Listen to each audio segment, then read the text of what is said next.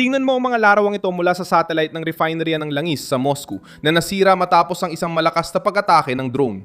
Makikita sa larawan ang tangke ng imbaka na tumilapon ng takip matapos ang pagsabog. Nagising ang Rusya sa digmaan na tumatama na rin sa sariling infrastruktura. Ibinubunyag nito ang pagbabagong tinatago ng Kremlin sa pamamagitan ng pagbabanta, matigas na retorika at propaganda. Hindi na kontrolado ni Putin ang krisis gaya dati. Sinimulan ng Ukraine na tamaan ang mga refinerya, mga sentrong lohistiko at mga pasilidad ng enerhiya sa Rusya habang iginiit ng Moscow na kontrolado nilang sitwasyon kahit na nagiging balita ang pinsala at usok sa langit. Ang pag-atake sa refinerya ng Moscow at Tyumen sa Siberia ay nagpapakitang inilipat ng Kiev ang presyon mula sa linya ng labanan. Kasabay nito, kinakaharap ni Zelensky ang tensyon sa Poland, hinahadlangan ni Merz ang ganap na pagpasok ng Ukraine sa EU at muling ginugulo ng Iran ang kipot ng Hormuz na nagdudulot na higit pang pandaigdigang kaguluhan. Gusto ni Putin ng digma ang kontrolado ng Moscow, pero ngayon nasusunog ang mga refinerya, naiinis ang mga kaalyado, sumusulong ang kalaban at dumarami ang krisis sa mundo. Ano pa kaya ang tinatago ni Putin? Bakit tinarget ang likuran ng Russia? Paano susuportahan ng Moscow ang digmaan? Ikuwento ko lahat ng yan. Kung gusto mo ng diretsong nilalaman, mag-subscribe ka na dahil araw-araw may ganitong video dito. Sinusubukan ng Kyiv na bawasan ang kakayahan ng Moscow na pondohan, suplayan at pahabain ang digmaan. Inakala ni Putin na mapapagod at matatalo ang Ukraine. Ngunit na yon ay ginagamit ng Ukraine ang teknolohiya at intelihensya para tamaan ang sensitibong bahagi ng teritoryo ng Russia. Lumang estilo ng Kremlin ang reaksyon ng Moscow. Lumabas si Medvedev sa sentro ng balita na may pahayag na iniuugnay sa kanya sa agresibong tono na nagsasabing wala ng mga patakaran pagdating sa gobyerno ng Kiev maliban sa sinadyang pagwasak ng mga sibilyan. Ipinapakita ng pahayag ang desperasyon ng isang nagpapanggap na malakas kahit humihina na ang sariling likuran. Kapag kailangang isigaw ng rehimen na wala ng patakaran, ibig sabihin ay nawala na ito ng kontrol sa naratibo. Lalo pang pinalalaki ng pag-atake sa Tyumen ang epekto nito. Ang refinery ay nasa Siberia, mga 2,000 kilometro mula sa hangganan ng Ukraine. Ayon sa lokal na autoridad, may debris na bumagsak sa pasilidad at iginit nilang walang malaking pinsala. Gayunpaman, ang pag-abot ng mga drone sa ganitong layo ay nagpapabago ng pananaw sa digmaan. Hindi lang pag-atake sa hangganan ang problema ng Rusya, kaya na rin ng Ukraine abuti ng malalayong teritoryo nito.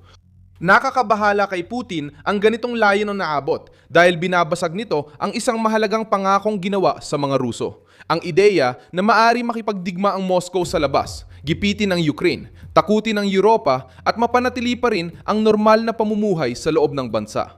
Ipinapakita ng mga inataking refinerya na bumabalik sa Rusya ang gastos ng digmaan, usok ang lumalabas sa mga pasilidad nito at nararamdaman ng mga manggagawang Ruso ang kawalang katiyakan. Nakikita ng mga elitista sa Kremlin na may kapalit din ang matagal na digmaan para sa mga nagpasimula nito. Si Zelensky ay humaharap din sa seryosong problema sa larangan ng diplomasya. Inalis ni Pangulong Karol Nawrocki ng Poland kay Zelensky ang Order of the White Eagle, ang pinakamataas na parangal ng Poland. Dumating ang desisyon matapos pangalanan ng Ukraine ang isang unit militar bilang parangal sa mga bayani ng UPA, ang hukbong insurhente ng Ukraine.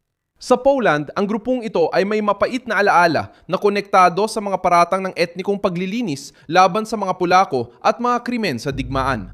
Sinikap ni Nawrocki na ihiwalay ang simbolikong parusa kay Zelensky mula sa suporta ng Poland sa Ukraine. Sinabi niya na ang desisyon ay hindi laban sa mga Ukranyano at hindi nito binabago ang estratehikong direksyon ng seguridad ng Poland. Gayunpaman, nagdulot ito ng sugat sa politika sa maselang panahon. Kailangan ng Ukraine ng suportang militar, pinansyal at diplomatiko. Patuloy na mahalagang bahagi ang Poland sa tulong na ito. Malinaw na sinabi ng Warsaw na ang suporta laban kay Putin ay hindi nangangahulugang blankong tseke sa makasaysayang alaala at ang tensyong ito ay pabor sa Moscow. Palaging sinasamantala ni Putin ang mga alitan ng Ukraine at mga kasosyo nitong Europeo. Ginamit ng Russia ang pagtanggal ng parangal bilang propaganda na humihina ang suporta kay Kiev, ngunit mas komplikado ang sitwasyon. Pinuna ng Poland si Zelensky pero hindi pinutol ang ugnayan sa Ukraine. Matindi ang mensahe pero hindi ibig sabihing iniwan na nila. Diyan nalilimitahan si Putin. Nagpababa ng pag-asa si Friedrich Merz para sa Ukraine nang sabihin niyang hindi pwedeng maging ganap na miyembro ng EU ngayon ang bansang nasa digmaan. Ang panukalang ipinagtanggol niya ay dumadaan muna sa asosasyon bago tuluyang sumapi. Para sa Kiev, maliit lang itong gantimpala matapos ang mga taon ng pakikipaglaban sa pananalakay ng Rusya. Para sa Berlin, para nito para mapanatili ang Ukraine sa estruktura ng Europa nang iwasan ng agarang krisis sa batas at politika sa blok. Ipinapakita ng pahayag na umuusad ang Ukraine pero marami pa ring hamon na haharapin. Ang digmaan ni Putin ay nagtutulak sa Kyiv sa kanluran pero pinapahirapan din ang pagpasok ng bansa sa mga institusyong kanluranin. Gusto ipakita ni Zelensky sa mga Ukranyano na ang sakripisyo ay magdadala sa kanila sa kaligtasan sa European Union malayo sa anino ng Russia. Maingat sumagot si Merz, nag-alok ng kaunting integrasyon at pangakong hinaharap. Ang problema, ang pangakong hinaharap ay hindi nagpapabagsak ng drone, pumipigil ng misil o muling nagtatayo ng isang malayong lungsod. Gayunpaman, patuloy pa rin nagkakamali si Putin sa kalkulasyon. Ang pananakop ay layong ilayo ang Ukraine sa Europa, ngunit kabaligtaran ang nangyari. Lalo pang lumapit ang Ukraine sa kanluran at nakatanggap ng armas, pagsasanay, pera at suportang pampulitika. Maaring hindi pa mangyari ngayon ang ganap na pagpasok sa European Union pero ang estratehikong landas ng Kiev ay lumayo na sa impluensya ng Moscow. Sinubukan ni Putin na hawakan ang Ukraine sa pamamagitan ng puwersa pero lalo lang niyang itinulak ang bansa palayo ng tuluyan. Ang krisis sa kipot ng Hormuz ay patunay ng kaguluhan sa mundo kasabay ng pagsubok ng Russia na tugunan ng panloob na pag-atake. Inanunso muli ng Iran ang pagsasara ng ruta, sinisi ang Israel sa mga atake sa Lebanon at paglabag sa tigil putukan. Sensitibo ang rutang ito dahil dito dumadaan ang malaking bahagi ng langis ng mundo. Ang ganitong kaguluhan ay pabor sa mga rehimeng nabubuhay sa geopolitikal na pananakot. Ginagamit ng Iran ang Hormuz bilang paninindak. Ginagamit ng Rusya ang enerhiya bilang sandatang pampulitika at matagal na rin ginagamit ng Iran ang enerhiya bilang sandatang pampulitika. Ang problema na yon ay nakikita na rin ng Moscow na ang sarili nitong enerhiya ay nagiging target. Habang hinaharang ng Teheran ang rutang pandagat, inaatake mula sa impapawid ang mga refineria ng Rusya. Kahit binabanggit ni Putin ang lakas, mahina pala ang kanyang infrastruktura. Ang larong dating pabor sa mahihigpit na rehimen na yo'y naniningil na. Hinahadlangan ng White House na gawing palabas ang kasunduan sa Iran habang nakakakuha ng oras ang Teheran, nagbabanta sa barko at nagpapanggap na biktima.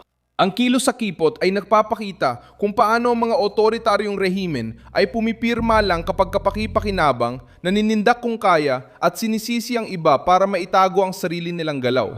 Pinagmamasdan ni Putin ang lahat habang pinipilit panatilihin ang imahe ng leader. Pero linggong ito, tinamaan ng Ukraine ang Moscow at umabot na ang mga drone sa Siberia. Pinarusahan ng Poland si Zelensky kahit nasa Kiev siya. Hinaharang ng Merz ang buong pagsali ng Ukraine ngunit nananatili itong nakatuon sa Europa. Ginulo ng Iran ang Hormuz at nagdagdag pa ng tensyon sa pandaigdigang enerhiya. Wala sa mga ito ang nagpapakita ng isang tahimik na mundo. Ipinapakita nito ang isang mundong naglalagablab.